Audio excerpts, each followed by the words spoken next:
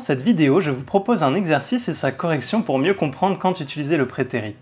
Avant de se lancer, voici un rappel des règles nécessaires pour réussir l'exercice. On utilise le prétérit simple pour parler d'une action passée et terminée. Une petite astuce. Si l'on repère une date passée mentionnée, comme un jour, un mois, une année, ou un événement précis, ou encore un lieu où l'on a vécu, que l'on a visité, cela indique généralement qu'il faut utiliser le prétérit simple. Autre rappel, on n'utilise pas le prétérit simple pour parler d'une action qui se déroule dans le passé, c'est alors du prétérit avec l'aspect en be plus verbe en ing.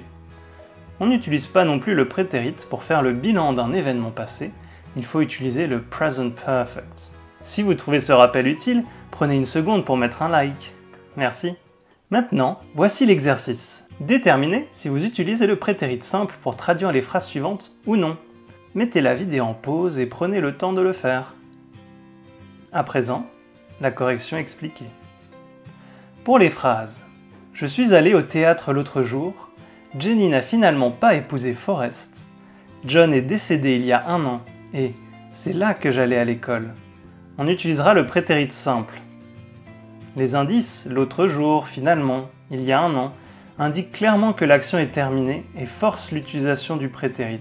Pour « c'est là que j'allais à l'école », on comprend que ce n'est plus le cas, c'est une action terminée, un lieu que l'on fréquentait dans le passé, l'école, on utilise également le prétérit simple.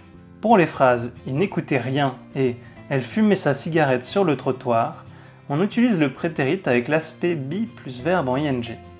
Ça décrit une action qui se déroule dans le passé.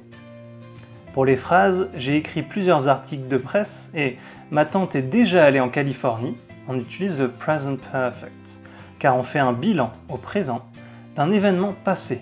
On remarque qu'il n'y a pas de marque de temps précise et l'adverbe « déjà » est souvent déclencheur du present perfect. Pour résumer, voici une proposition de traduction de l'ensemble des phrases avec, en rouge, les phrases au prétérit simple. N'hésitez pas à poser des questions dans le chat et abonnez-vous pour ne pas manquer mes autres vidéos. À bientôt!